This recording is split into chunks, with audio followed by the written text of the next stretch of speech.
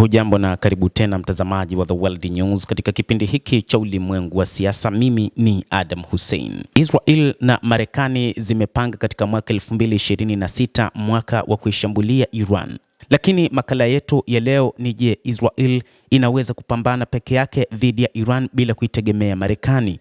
Ni jambo ambalo wachambuzi wa mambo wanasema haiwezekani. Uthibitisho umeonyesha wazi kwamba Israel haiwezi kushindana na Iran katika uwanja wa vita, na hii inathibitishwa tangu kuanza kwa vita vya siku 12 mnamo mwezi Juni, ambapo Israel iliamua kuingia vitani, lakini pia ni kutokana na ushauri kutoka nchini Marekani, na ni baada ya kupata msaada mkubwa kutoka nchini Marekani na kuanzisha vita hivyo ambavyo Marekani ilikuja kutumia makombora ya Buster kutumia ndege za B-2. Wakati huu pia Mossad imefanya uchunguzi na kugundua kwamba Iran ina uwezekano wa kuwa na makombora ya masafa ya mbali, lakini pia bado ipo katika mipango yake ile ile ya kuwa na silaha za kinyuklia.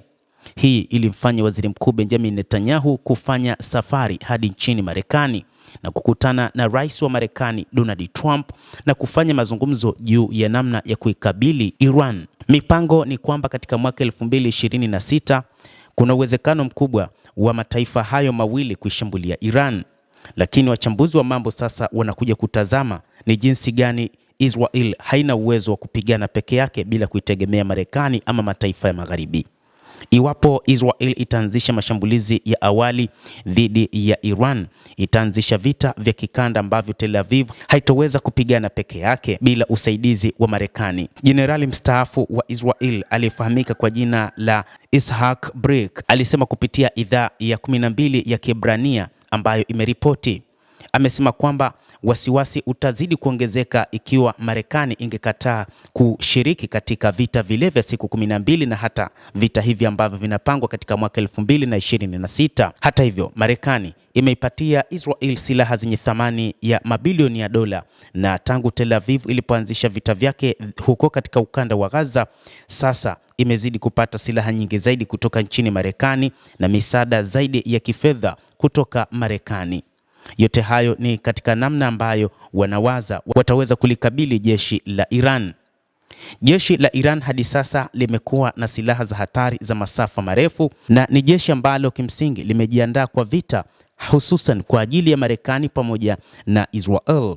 Wachambuzi wa mambo Mashariki ya Kati wanaiona Iran yenye nguvu katika eneo hilo wakati huu kuliko taifa lolote, na wanasema kama mataifa yote hayatapata misaada kutoka mataifa makubwa duniani, Iran litakuwa ni taifa pekee lenye uwezo wa kupambana na nchi yoyote na kushinda katika eneo hilo la Mashariki ya Kati.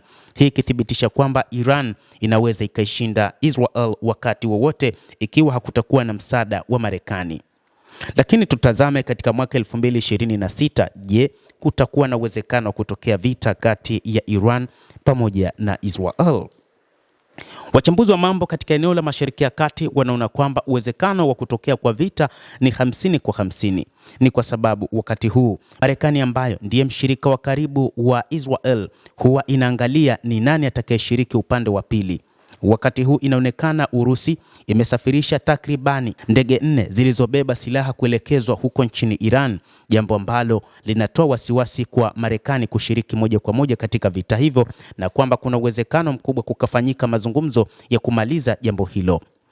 Hata hivyo, Urusi inadaiwa kwamba imepeleka ndege za kivita za Su-35 pamoja na ulinzi wa anga wa S-400 nchini Iran, lakini pia inatajwa China huenda ikapeleka silaha zaidi nchini humo.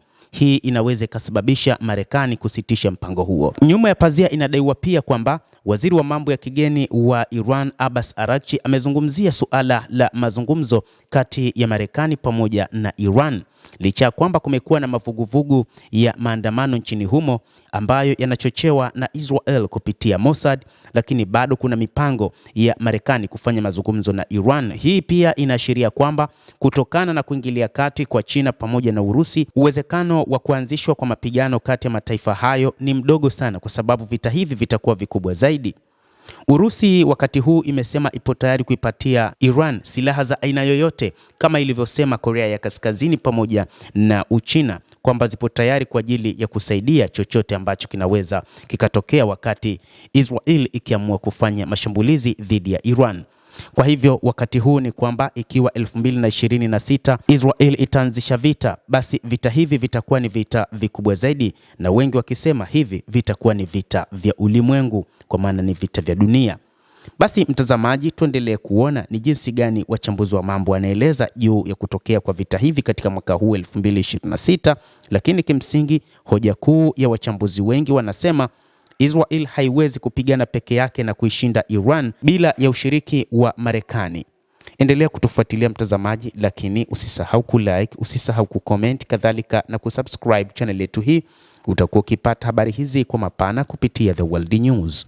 Mimi ni Adam Hussein, endelea kuwa nasi wakati wote, endelea kutufuatilia.